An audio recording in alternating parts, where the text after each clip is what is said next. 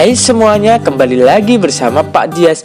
Video kali ini kita akan mempelajari tema 7 subtema 2 pembelajaran 3. Nah anak-anak, amati gambar peta Indonesia berikut ini. Di manakah kalian tinggal? Kalau Pak Dias tinggal di Kabupaten Kendal, Provinsi Jawa Tengah. Letaknya kalau di peta di sini. Ya, tahukah kamu di Indonesia itu banyak keragamannya? Misal suku, bahasa, agama, dan budaya. Apa ya faktor yang menyebabkan banyaknya keragaman di masyarakat Indonesia, anak-anak? Ada 5 faktor. Letak strategis wilayah Indonesia, kondisi negara kepulauan, perbedaan kondisi alam, keadaan transportasi dan komunikasi, serta penerimaan masyarakat terhadap perubahan. Nah, kita bahas faktor yang pertama, yaitu letak strategi wilayah Indonesia. Karena kita berada di Samudra Hindia. Karena letak Indonesia berada di antara Samudra Hindia dan Samudra Pasifik, dan juga di antara benua Asia dan benua Australia, maka Indonesia dijadikan lalu lintas perdagangan pada zaman dahulunya hingga bahkan sekarang. Para pedagang dan berbagai negara datang ke Indonesia. Mereka membawa agama, adat istiadat, kebudayaan dari negara masing-masing. Banyak pendatang menyebarkan agama, adat, dan kebudayaan negaranya, baik disengaja maupun tidak disengaja. Kemudian faktor kedua, kondisi negara kepulauan. Tahukah kamu, wilayah Indonesia memiliki kepulauan yang terdiri atas 13.466 pulau. Nah, banyaknya pulau di Indonesia itu menyebabkan penduduknya menempati satu pulau atau sebagian dari satu pulau tersebut.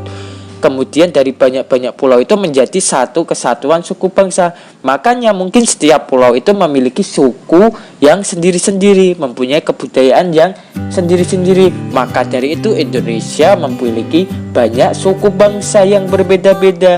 Dari suku Jawa, dari Sumatera ada suku Batak, ada suku Bugis, suku Papua, ya.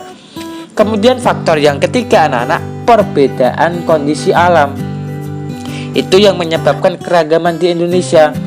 Indonesia itu punya pulau yang dibatasi oleh lautan, kemudian punya banyak pegunungan. Keadaan alam di Indonesia itulah mempengaruhi perbedaan masyarakat di Indonesia. Misal kehidupan masyarakat pantai pasti berbeda dengan kehidupan di gunung. Masyarakat pantai banyak memanfaatkan laut untuk mempertahankan hidupnya, yaitu dengan menjadi nelayan. Sebaliknya, masyarakat yang tinggal di lereng pegunungan punya usaha sendiri untuk mempertahankan hidupnya. Mereka lebih memilih mata pencarian yang berkaitan dengan relief alam pegunungan atau bentuk alam pegunungan, misal sebagai peternak atau petani sayur. Kalau masyarakat yang tinggal di kota, anak-anak, tentu beda lagi.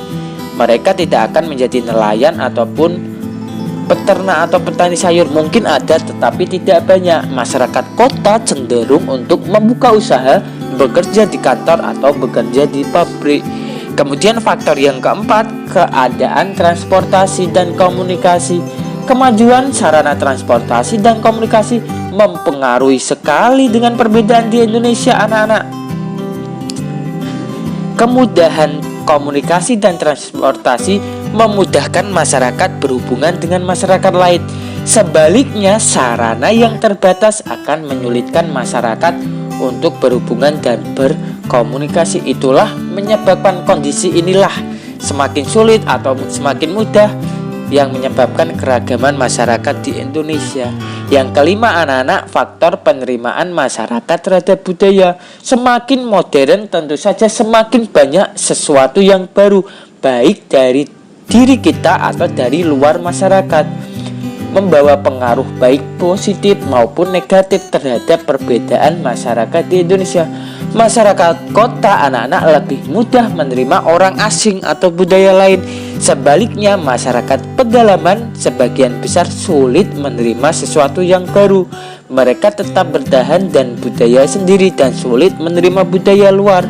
Mungkin karena ketersulitan sarana komunikasi dan transportasi, dan juga sulitnya kondisi alam di masyarakat pedalaman. Banyak faktornya, anak-anak, yang menyebabkan masyarakat Indonesia punya keragaman yang berbeda-beda.